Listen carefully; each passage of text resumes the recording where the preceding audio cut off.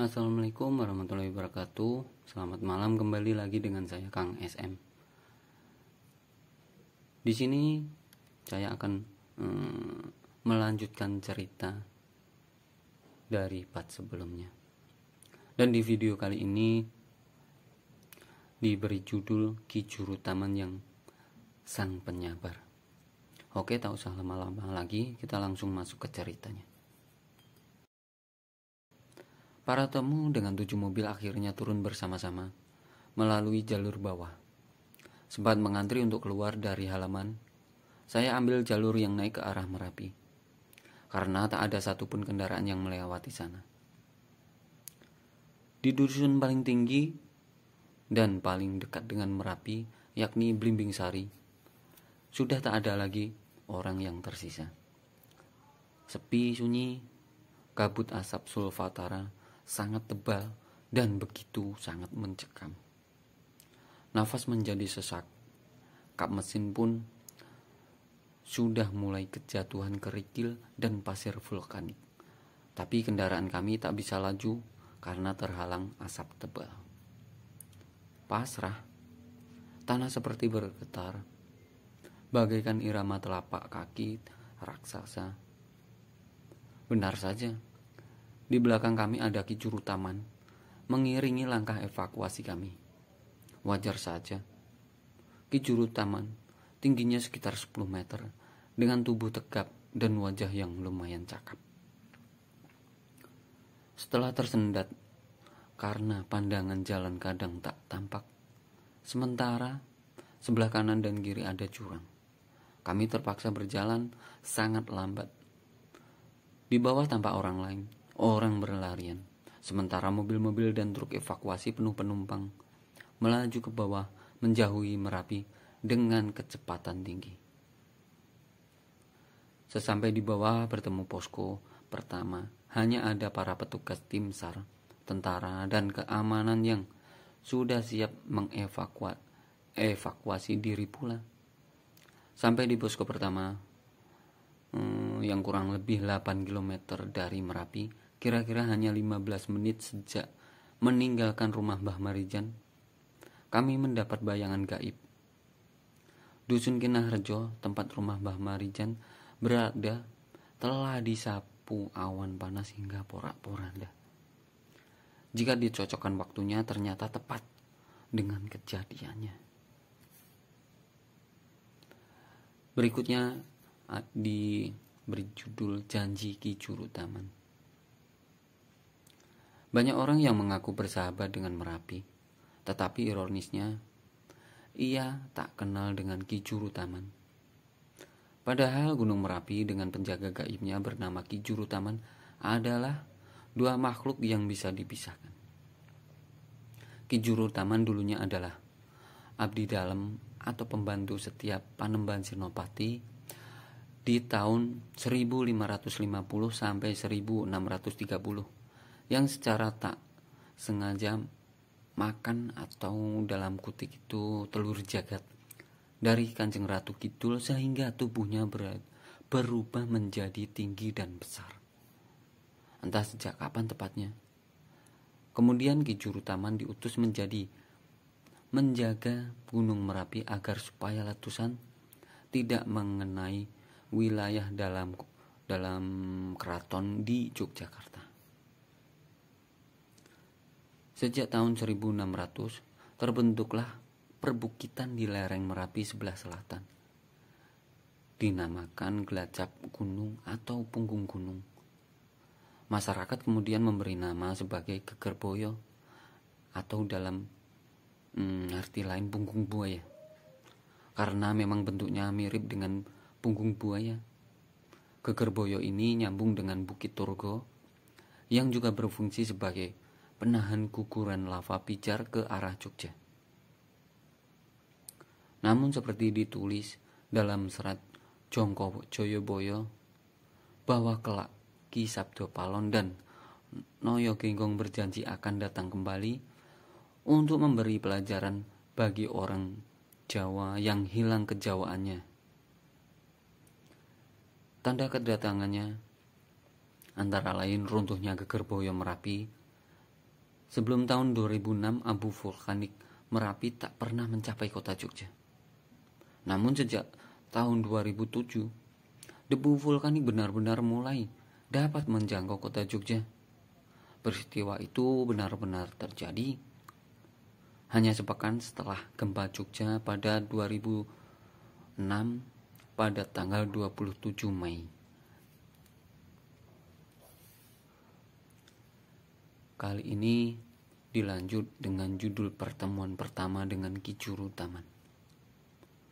Pada bulan November 2005, kami pertama kalinya bertemu dengan sosok Ki Juru Taman sewaktu berlibur di Kaliurang.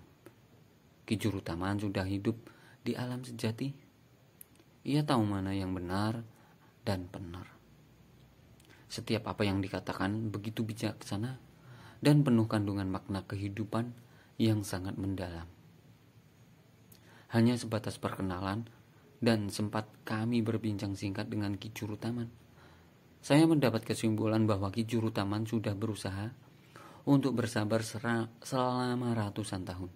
Tapi kini ia telah sampai pada batas akhir dari kesabaran. Selaras dengan komando Ki Sabto Palon dan Noyo Genggong bahwa kini saatnya manusia Jawa sudah harus diberi pelajaran. Maka Ki Juru Taman pun telah enggan menjaga Jogja dari letusan Gunung Merapi karena kecerobohan ulah manusia sendiri. Masyarakat yang telah melanggar wawaler atau pantangan.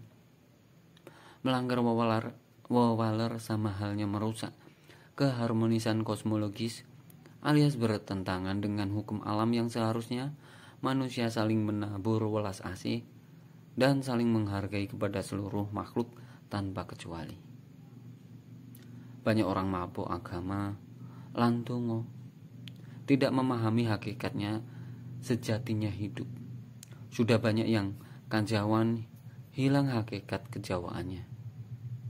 Ki Juru Taman hanya bilang, "Wis mongso bodong ger. Sudahlah, terserah kalian saja.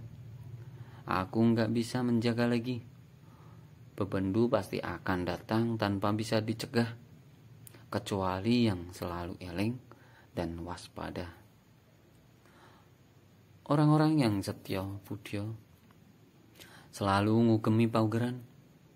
Itulah wong-wong kang kenceng anggone gocekan waton. Kapan bebendu bagi masyarakat Jawa yang telah berkhianat kepada alam dan leluhurnya sendiri, yakni dimulai dengan lilindo gede atau gempa besar dengan tumbal ribuan nyawa.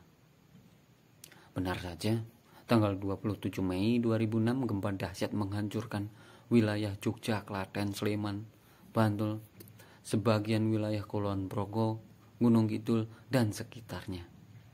Sebanyak hampir 8.000 nyawa melayang hanya dalam waktu 15 detik.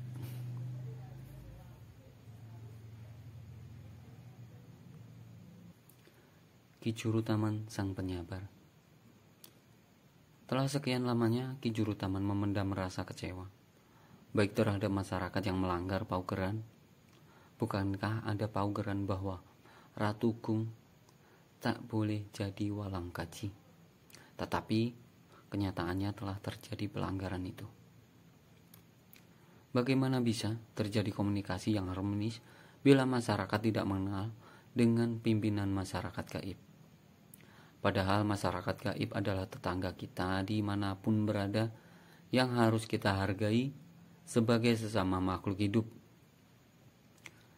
Manusia mendem agomo terbiasa nglakoni mentang-mentang merasa paling, sehingga tanpa disadarinya ucapan, sikap, dan perbuatannya terkadang sangat melecehkan masyarakat lain dimensi. Inilah sumber malapetaka, berasal dari sikap adigang, adigung, adiguna sendiri. Banyak orang tak tahu apa-apa tetapi merasa dirinya tahu segala hal, sehingga mudah sekali mendiskreditkan orang lain.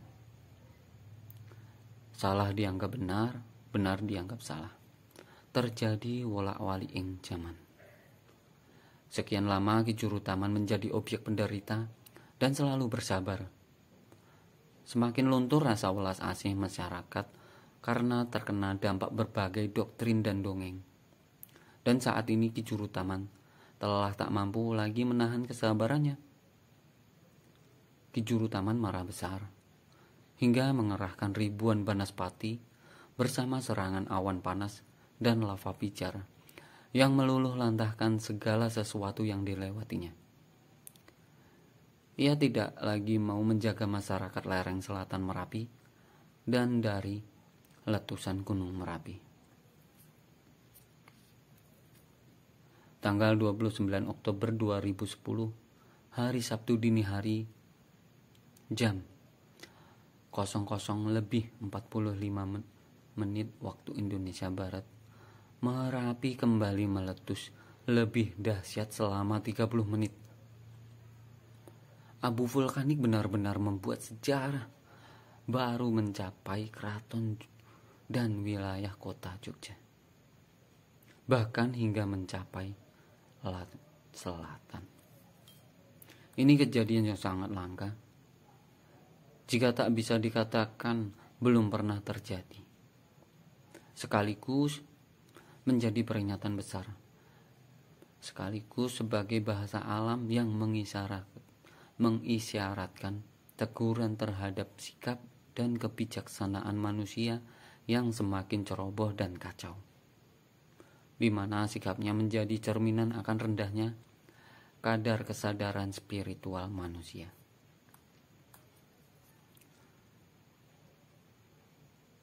Pertemuan dua kekuatan besar. Makrokosmos adalah makhluk hidup pula, atau setidaknya pernah hidup dan kini hidup dalam fase-fase selanjutnya. Apapun wujud makhluk, jika manusia mensia-siakan, pasti akan menuai celaka. Hari Jumat tanggal 29 Oktober 2010, setelah saya mengantar pulang Pak Bupati Bulungan ke Bandara Adi Sucipto, sewaktu pulang di tengah jalan melihat naga bumi yang bagi masyarakat umum sekilas tampak seperti awan bentuk naga. Naga bumi dengan mulut menganga dan bertanduk bergerak cepat dari selatan atau laut kidul ke arah utara, bersatu dengan awan panas yang berada di samping Merapi. Peristiwa ini hanya terjadi sekitar 5 menit dengan disaksikan semua orang yang berada di dalam kendaraan kami. Setelah itu muncul awan pertanda akan terjadi bencana besar dengan korban yang cukup besar pula. Jika disimpulkan, dua kekuatan besar yakni dari Laut Selatan, naga bumi, dan gunung berapi atau Baru Klinting di bawah komando Ki Jurutaman bergabung untuk membangun kekuatan besar yang dapat menggegerkan jagat Jawa. Awan yang mengisyaratkan bencana dengan korban banyak masih akan terjadi. Dengan kata lain, 38 nyawa menjadi korban Merapi belumlah cukup. Saat itu Ki Jurutaman sempat memberikan sinyal yang dapat kami tangkap seperti di bawah ini. Dalam tanda kutip hajatan. Gunung Merapi sebagai ekspresi kemurkaan Ki Jurutaman atas pengkhianatan manusia Jawa yang telah hilang kejawaannya. Hajatan akan berlangsung selama 35 hari, terhitung sejak hari Selasa tanggal 26 Oktober 2010. Kemurkaan Ki Jurutaman adalah hukum keseimbangan alam, di mana telah terjadi ketidakselarasan antara dalam kutip langkah manusia dengan hukum alam semesta. Terjadi ketimpangan karakter, perilaku, behavior antara makrokosmos dengan mikrokosmos, sehingga terjadi kondisi di mana terdapat kecenderungan antagonis antara wujud alam yang berbeda namun unsurnya berasal dari materi yang sama.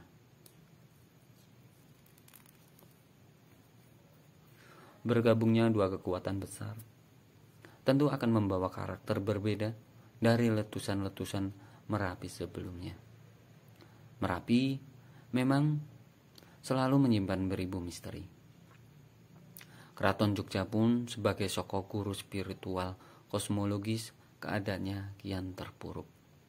Walaupun seandainya menyadari apa yang terjadi dan tahu harus bagaimana, toh jika memberikan perintah kepada masyarakat pun tak digubris.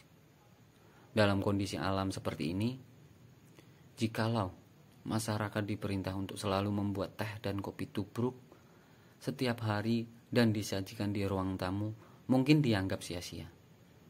Sebagian masyarakat malah menganggapnya sebagai tahayul dan mitos belaka seperti ungkapan presiden waktu itu.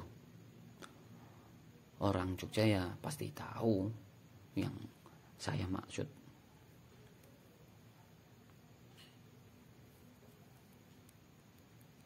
Sosok misterius. Selain unpredictable, kali ini Merapi merubah karakter tidak seperti biasanya. Setiap gunung Merapi mau meletus menyelimuti dirinya dengan awan dan mendung. Awan pun selalu menyebar ke segala penjuru, sehingga puncak Merapi tak dapat diamati dengan mata wadak. Arah guguran lava pijar dengan tebaran abu vulkanik sulit diprediksi dengan berbagai teknologi canggih. Kadang terjadi kontradiksi di antaranya. Guguran lava mengarah ke selatan, tetapi abunya ke utara dan timur. Sementara anginnya yang bertiup dari arah timur dan selatan, tahu-tahu awan panas menyapu beberapa wilayah dengan kecepatan yang sangat tinggi. 1 jam sebelum meletus, bahkan Merapi tampak sangat tenang. Bahkan seringkali tidak didahului tanda meningkatnya gempa vulkanik terlebih dulu sebelum meletus. Lain dari letusan-letusan sebelumnya, bagi masyarakat awam kali ini terdapat keanehan. Setiap yang melewati tidak sekedar hangus, namun porak-poranda. Rumah-rumah hancur lebur, pohon-pohon besar dan kecil tumbang. Namun selalu saja pada pendapat tempat acara ritus sakral yang hanya berjarak 1 km di bawah kawah Merapi tetap utuh dan selalu terjaga dari terjangan awan panas. Sebenarnya bukanlah hal aneh jika Anda semua berusaha konsentrasi hening batin dan akan menyaksikan sendiri terjangan awan panas atau wedus gembel bukanlah sekedar debu vulkanik berwarna coklat kemerahan dengan suhu 700-800 derajat. Namun tampak puluhan bahkan ribuan makhluk semacam Banaspati atau raksasa kecil dengan wujud api yang seolah mencari mangsa dengan ganasnya. Banaspati dari unsur api tidak berbenturan dengan segala sesuatu unsur tanah, bahkan unsur api hanya bisa diredam oleh unsur tanah. Maka rumus keselamatan dimaknai apabila manusia selalu eling lan waspodo dengan cara mulat laku jantraning bumi. Manusia yang membangun sifat seperti bumi, lembah manah, andap asor, selalu menebar berkah kepada siapapun yang ada di sekelilingnya, baik makhluk hidup, tak hidup, manusia, binatang, dan tumbuhan. Sekalipun diinjak-injak, tetap saja memberikan berkah kepada seluruh makhluk tanpa kecuali dan tanpa pernah pilih kasih. Sementara Banaspati adalah gambaran sifat angkara murka, sifat panas ten, iri hati, buruk sangka, suka marah-marah, bahkan sampai mengklaim sebagai mewakili Tuhan. Sifat Banaspati ini akan sirna jika manusia telah menyerap sifat-sifat bumi atau tanah.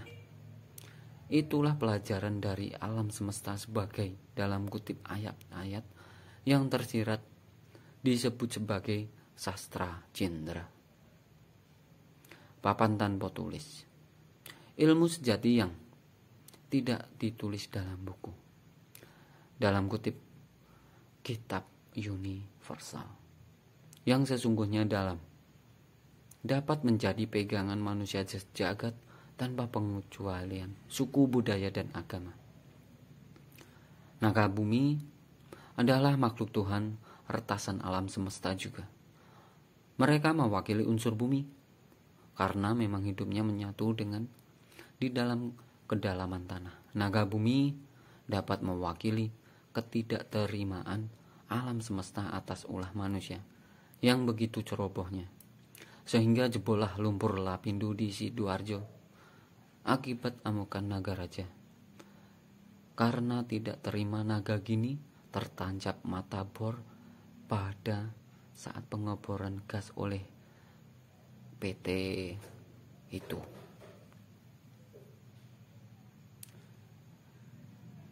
Naga bumi adalah bagian dari tanda kutip masyarakat Keraton Pantai Laut Selatan yang dipimpin oleh entitas widodari yang turut menjaga keseimbangan makrokosmos.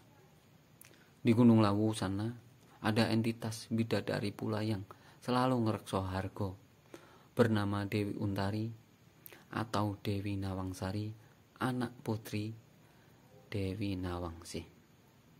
Tentu saja hal-hal seperti ini bagi yang tidak pernah menyaksikan kebesaran gaib seolah hanya sekedar dongeng kibulan.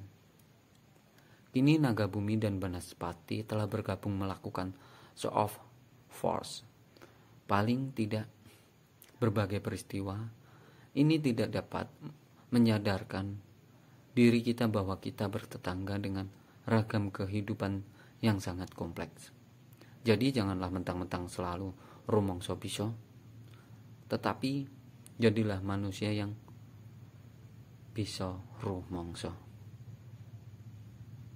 Siapakah yang keterlaluan? Tentu saja bukan Ki Juru Taman, melainkan ulah manusia yang memang sudah benar-benar di luar batas peri kemanusiaan. Baik pejabat, tokoh masyarakat, tokoh religi, maupun rakyat jelatannya. Ini baru permulaan. Oleh sebab itu, tak lama lagi si komandan gunung api akan melakukan letusan yang jauh lebih dahsyat lagi. Jangan kaget jika sudah tiba waktunya. Radius 30 km pun bukan merupakan daerah aman dari terjangan awan panas. Saat menulis kisah ini, tercium bau bangkai dan darah yang gosong terbakar. Bau-bau misterius mirip seperti saat 1 jam menjelang dusun Kepuharjo, Kinaharjo, Blimbing Sari sebelum luluh lantah diterjang awan panas. Semoga bau ini bukanlah pertanda Merapi masih akan makan korban yang lebih banyak lagi. Fenomena awan Petruk. Petruk adalah salah satu punakawan di antara para punakawan yang lain, misalnya Ki Lurah Semar, Gareng, Petruk, Bagong. Setelah sesepuh punakawan Ki Lurah Semar atau Ki Sabdapalon moksa karena enggan mengikuti perpindahan kepercayaan Raja Brawijaya V. Lantas sebelum moksa, Ki Lurah Semar berjanji kelak setelah 500 tahun lebih sedikit terhitung sejak abad 15 akan dalam tanda kutip menagih janji untuk mengembalikan kejayaan Nusantara seperti pada masa kejayaan Majapahit. Diyakini Petruk Kantong Bolong adalah sang punakawan yang akan datang menagih janji kepada para pemimpin dan Nusantara. Maaf kata, bahkan restu leluhur pun hanyalah dianggap tahayul. Nah, inilah kekalahan manusia dari insting binatang yang lebih tahu tentang kearifan lokal. Kesadaran manusia masih di bawah kesadaran kosmos para sedulur binatang. Binatang tahu kapan Merapi akan